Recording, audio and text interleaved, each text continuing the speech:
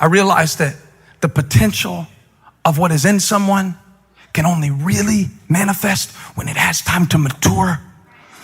And when we walk around, oh, well, I don't like that. I'm going over here to a new church. I don't like the way they talk to me. I'm going over here. I'm going to make some new friends. You know what? You are taking the old you to the new friendships. And so whatever, y'all don't like this. Y'all don't like this at all. I'm going to sow this seed anyway. I'm going to hit some good ground with this seed. It's so important that you stay sometimes. And I know sometimes you got to find better ground, but sometimes it's our inability to just let what God is doing in our life work. He uses some uncomfortable things, but if you never stay, you'll never see it. If you just keep moving to a new city every time you make a mess out of your relationships so you can start over with the same seed that you carried in the last relationship, you will never see the potential of it.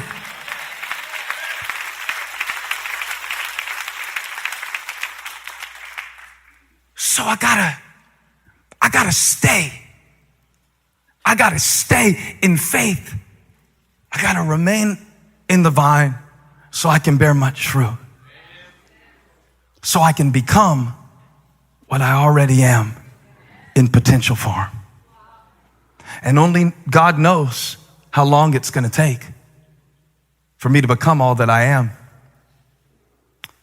When John was writing about it in his epistle, he said, see what great love the Father has lavished on us, that we should be called the children of God. Now watch this in verse 2.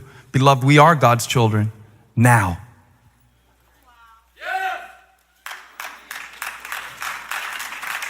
Now. When? Now. I am forgiven. Now. I am full of the Holy Spirit. Now. I am well able. I am strong and courageous. Now. That's in me now. But what we shall be has not yet appeared. And it can only appear if it remains. It will be revealed if you remain. 13 years for potential to be revealed? Most of us won't do it for 13 days. 13 years to see what it is.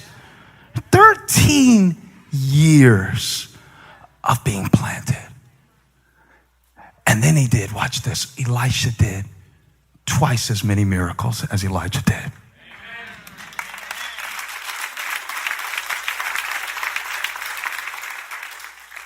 You don't know what's in you yet. You don't know what the broken bread of your disappointed expectations is going to multiply into if you leave it in God's hands a little while. You don't know yet. The enemy can't remove anything that God put in you, but if he can keep you from sowing it, you will never know what it would have been.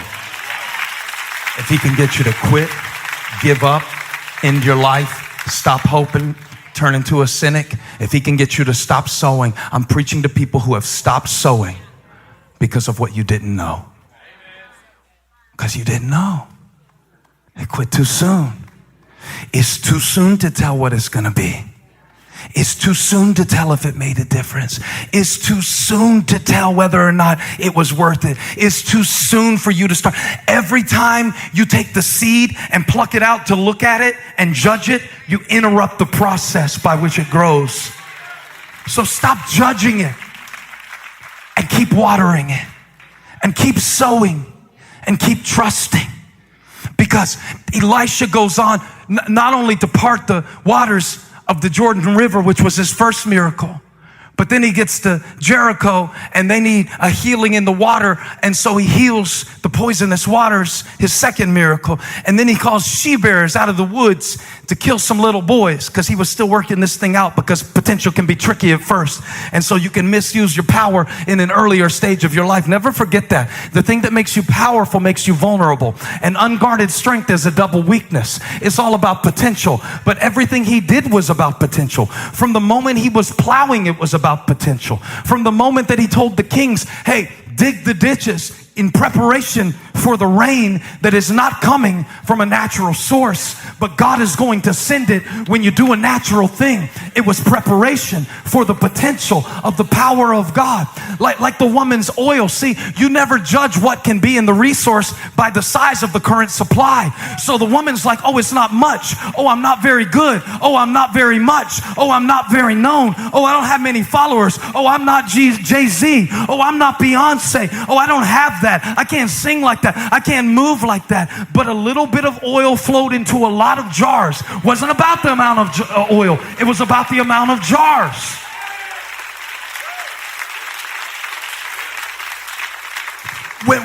When the Shunammite woman made him a guest room, he prophesied she would have a baby. She had given up on that. She didn't even believe that was possible. She didn't even know that was in her until the word of God spoke it over her. You don't know what's in you. You don't know what's in your kids. Don't judge it too soon. They might turn out better than all the straight A students. The straight A students might be working for them. You don't know yet. It's too soon to tell. My God, who is this for? God is just all over me for somebody today. I know when he speaks through me like this, that it's for one person. I don't know who I'm sowing this into, but it'll come back. I'll hear about it. I release this word over your life today. I release it over your life like Elijah released a mantle on Elisha's shoulders. That when this word hits you, the potential of what God has put in you, every gift, skill, experience, plan, everything that God has brought you through, even all the pain, that's a potential miracle. That's the seed of the word of God. The seed's a small thing. Elisha told Naaman, go down to the Jordan, dip 7 times. You know when he was healed? Not on the first time, not on the second time, not on the third time, on the 7th time. Potential is revealed in process.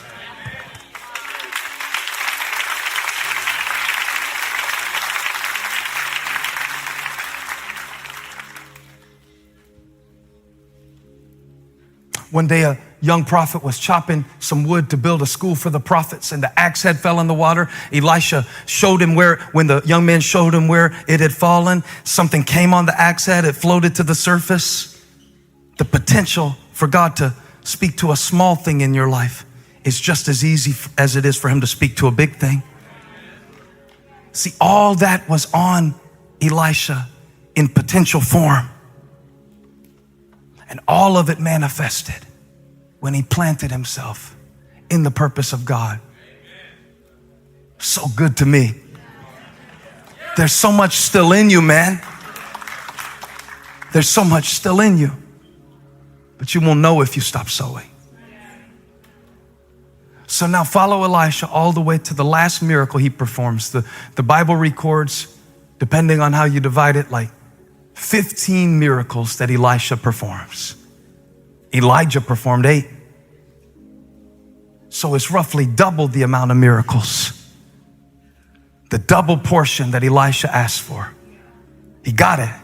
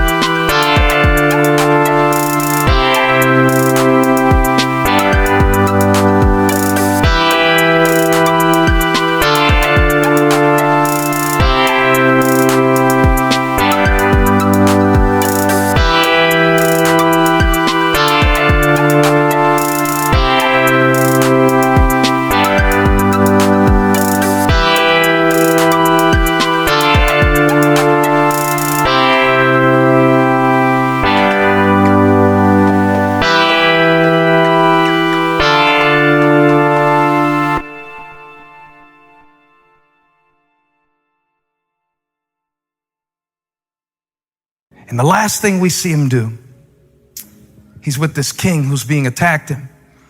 He tells the king to take these arrows in his hand and start striking the ground with the arrows. Every time he struck the ground with an arrow as an act of faith, it represented a potential victory that God would give him. When he struck the ground 3 times and stopped, it upset Elisha.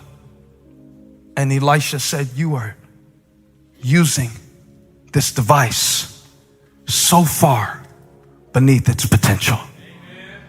And he was angry because he saw the victories that could have been if the king had believed in his potential.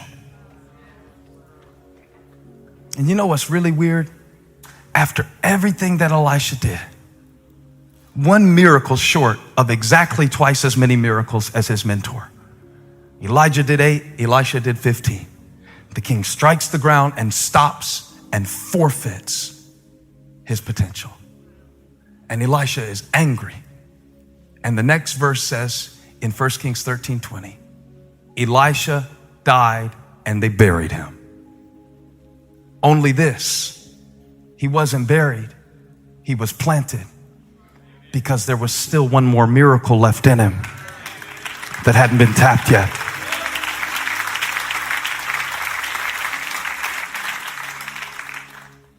There is someone who still has a miracle in your bones, and something that you have buried is trying to come alive while I'm preaching today.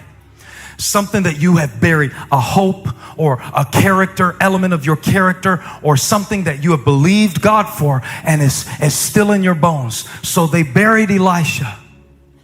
And one day the Bible says, as they were conducting a funeral, oh, so much potential in this room. There is so much potential in this room. You have no idea the potential that is in this room. As they were conducting a funeral, the Bible says that every springtime, the Moabite raiders would come in and they would invade the land during